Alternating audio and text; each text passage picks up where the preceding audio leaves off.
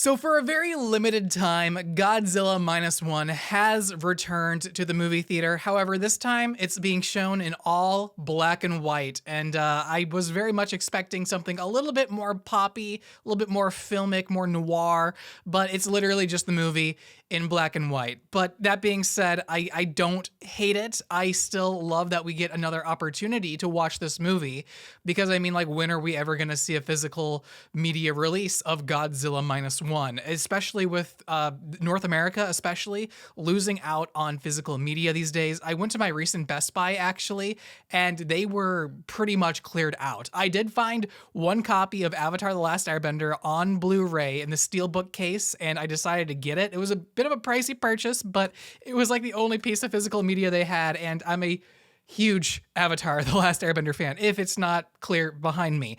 But anyways, we're talking about Godzilla Minus One and my overall experience with it coming back into cinemas. We will be dissecting it in further detail, so beware of spoilers. I did post a review for this movie when it did come out, I guess at the beginning of December. It really hasn't been that long. I do want to own this on physical media because it is such a delightful movie. It is such a surprise of a film.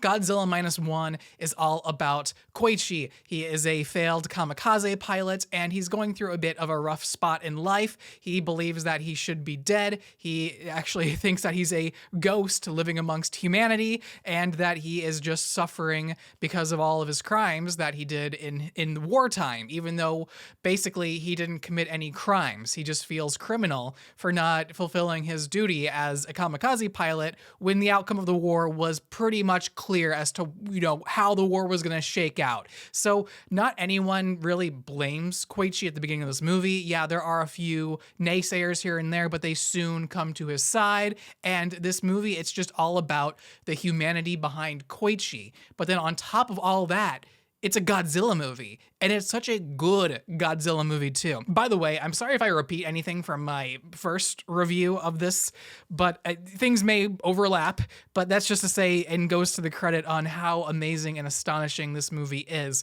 because the humanity is something that I feel like a lot of people have discussed about this movie. It is such a human story, which is so surprising. And then from the aspect of this being a cultural movie from Japan, and we as Americans, we're absorbing this and we're loving it. It just kind of reminds me again of that phenomenon that is anime, where the stories, they're so moving to many people across the world, not just here in North America, but also just Mexico, China, India, literally, you name it, Australia, anywhere. I feel like anyone can watch properties from Japan and feel inspired by them. I mean, just look at Pokemon Concierge. If my latest video doesn't prove that point, I think, yeah, they have a lot of great general storytelling capabilities that we, the rest of the world, honestly, is just lacking, and something that we need to return to as not only just filmmakers, but as people, especially here where I'm from in America, where it's so divided and you just don't really see that union of family ties and the connection and trustworthiness. You just don't really see that connection these days anymore, like you did like the early 2000s to even like the 90s, and even then it was on its way out the door. But this movie just kind of reignites that whole passion, that whole emotion, and Americans, we clearly missed that. My theater was not packed, by the way, and if you guys have not seen Godzilla, I don't know when we're again gonna see it again after this. So for this next week, please go out to the cinemas, support this movie.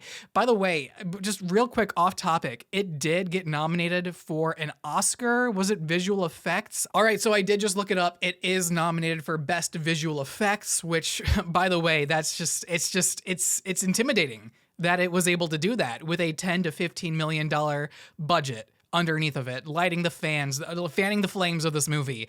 I'm utterly shocked that for that budget, it was even able to get into the Academy Awards or the Oscars or just any kind of awards. And in fact, this movie just deserves so much more praise and recognition. I don't think it's like one of the best movies out there in terms of like filmmaking behind the scenes, but just in terms of like script writing, I feel like the script definitely deserves a nod at the Oscars, or it just needs to see some more attention, and not even just at the Oscars, but I feel like it just needs to see some more buzz, especially here in America. Again, this movie is going to be out for just about a little over a week, if not just under a week. So be sure to go check it out. It's not going to be out much longer, and we don't know when we're going to see it again. Will it come out to streaming? Who knows? This is a Toho production. I think that we have only ever gotten like Godzilla properties from them, maybe like a year, 2 years after. Don't quote me on that. But it is like it will be a long time coming until we are able to see this movie yet again. And the fact that it did get nominated should light the fire under some of your butts to go and see this movie. It is that good, it's that incredible, and it's that much fun. The characters, after now a second viewing, by the way, I do wish I got to see this movie multiple times over before it left theaters initially, but just didn't have the time. There were other movies, had, work-life balance, etc., etc. Life goes on, so I was just very, very eager to watch this in black and white. So again, go check out this movie as quickly as you can. But yeah, I want to go ahead and talk more about the black and white as well behind this movie. It is a bit of a gimmick, in my opinion, because the black and white, it's more of an aesthetic kind of thing. I thought we were going to go into this movie with like a 4:3 aspect ratio. It's going to be more film grainy, more of the highlights exposed or overexposed, if you will. And then on top of that, the black and white, and then just the movement of, or the elimination of the color and the movement of the textures. I thought that we were going to get something a little bit more grandiose, especially for a re-release, but no, literally all they did was add a black and white filter onto this. It retains its usual aspect ratios, the effects, the exposure, everything. It looks, I would want to say it looks pretty standard in terms of its original release, but at the same time, the black and white, if this is your first time watching the movie, the black and white color correction, it will not detract from your viewing experience. Sure, colors are nice, the blue flames, everything about, Godzilla's heat ray, it's really cool, really epic, but again, the minute color scaling here, or lack thereof, it does not detract from the storytelling. In fact, it kind of almost enhances it. Without all that color sparking your brain, you're kind of more streamlined into focusing more so actually on the story. I feel like there was a lot that I missed walking out of my initial theater showing, and now, watching this again, I feel like I can actually start connecting those dots. Like I said, my original review, I thought it was pouring blood on Koichi in like an anime style, but it was actually water that was under radiation, and it was just, it's very gross still, but it's not as gross as I thought it was.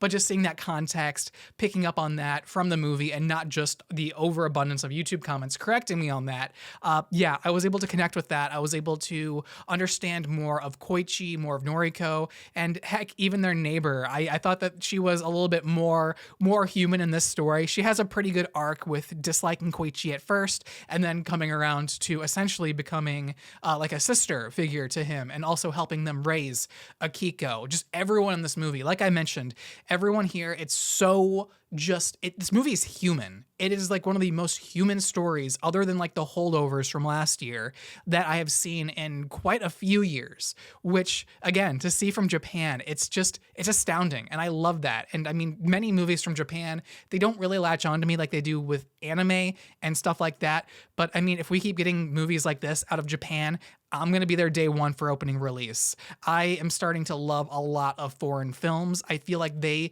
just have so much of what American movies are lacking. American movies are overly focused on violence, color, explosions, just fast, extremely fast cuts. And I just want to be able to linger on someone's face and see their emotions up close and personal, and then know about them through some really amazing exposition. And with all of these foreign films, and especially like movies like Parasite, which did win Best Film at the Oscars in 2019. So I really do hope Godzilla gets some kind of like mention, or honorable kind of mention, at the Oscars during the event. And if it does win, I'm still going to be super happy about it. Do I think it should win? In terms of actually being good in comparison to these other movies, not so much. But when comparing them at the budget, at the range, it just feels like, I mean, if Guardians had that budget, or even Across the Spider-Verse, then yes, like, then Godzilla should definitely win. And yes, it is kind of noticeable during some scenes with the CGI.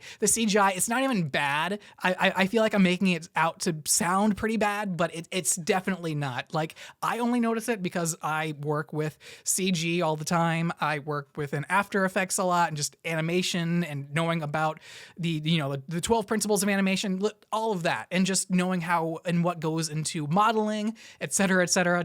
I just know way too much about animation and movies and all of that. But anyways, for the casual viewer, you will definitely not pick up on it. And if you guys are like me, again, it's not gonna take you out of the movie for much longer than even like a millisecond. You will be absorbed back into the film in a snap. It is not that hard to get back into the movie. It's just a very easy, fun ride to get into. And people who may not like Godzilla, there's so much here for you to enjoy as well. It's not just a Godzilla movie. This is a film that will be remembered for potentially years to come. One of the better Godzilla movies, in my opinion, way better than the Americanized movies. By the way, we're getting a Godzilla x Kong movie, I think, coming up pretty soon. Is it March or May? It's an M month. It's an M month. But yeah, that's coming up, and I'm not really too excited from that based on the trailers. We got Godzilla going Super Saiyan Rose, and also King Kong going Full Metal with the Edward Elric arm. So excited to see more movies coming out of Japan